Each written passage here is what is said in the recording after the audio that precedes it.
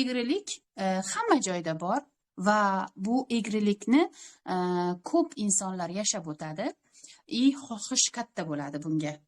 Egrilikka, chunki bizda tugasin, shu ortiq zo'r yashasangiz ham shu qaysidir joygacha tugasin deb kutamizda.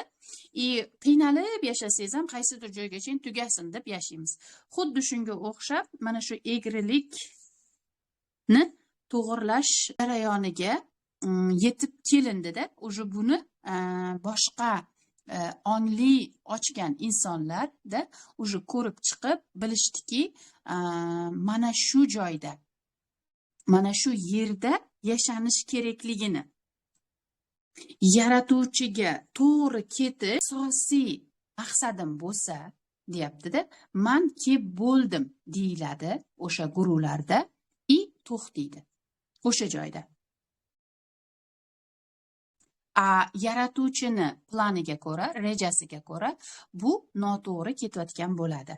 O'sha yerda to'xtatish, faqat o'zini o'ylash. Yaratuvchini planiga bu to'g'ri kelmayapti, negaki yaratuvchi mana shu yerni eng muhim qilib yaratgan. Masterlikda mana shu qaysidir qing'irlikda qolishadi-da, yer muhim emas ekan. Yaratuvchini planiga to'g'ri kelmaydi. Uyg'onib olib ketaverish olginda, mana hozir biz uyg'onishga harakat qilyapmiz. Uyg'onib olginda bo'ldi. Yaratuvchiga ketgin. Ya'ni biz nima deb o'ylaymiz? Yaratuvchiga ketish o'lim bilan yakunlanadi deb o'ylaymiz-ku. Yaratuvchi bizni nega bu yerda uyg'otyapti? Sizni vaqtingiz kelyapti. Sizni uyg'onib olib turib ketishingiz uchun emas-da, balki yerga xizmat qilishingiz uchun. Uyg'ongan, gechang kelgan etapingizni insonlarga bo'lishish uchun. Ba'zi bir guruhlarda uyg'onib olgandan keyin bo'ldi, men endi yashamasam ham bo'laveradi. Dunyodan, yerdan umidini uzadi-da, yaratuvchiga ketadi. Ko'p mana shunaqa ketganlar.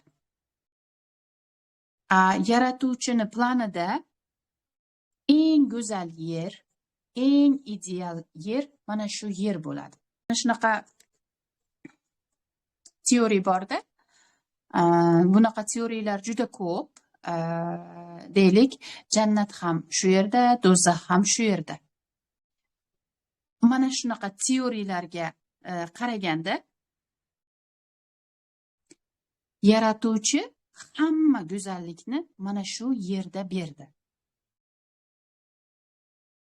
Hamma rohatni, hamma fayzni mana shu yerda berdi. Hamma qulayliklarni, hamma imkoniyatlarni mana shu yerga berganda, butun mukammallikni ham shu yerdan topasiz. Mukammallikka erishish yo'lini ham mana shu yerda berib qo'ygan. Mukammallikka mana shu joyda erishasan.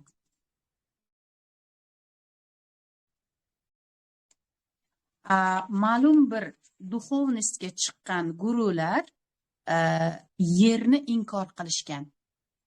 Hozir ham o'sha yo'lda ketayotgan duxovnilar hali ham adashgan yo'lda ketayotganlar yerni inkor qilishadi-da.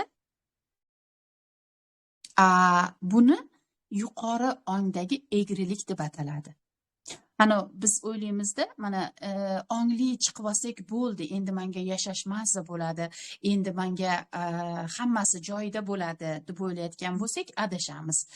Har chiqayotgan o'lchamimizda bizga egrilik beradi. O'sha egrilikdan yana yuqori o'lchamga o'tishingiz uchun.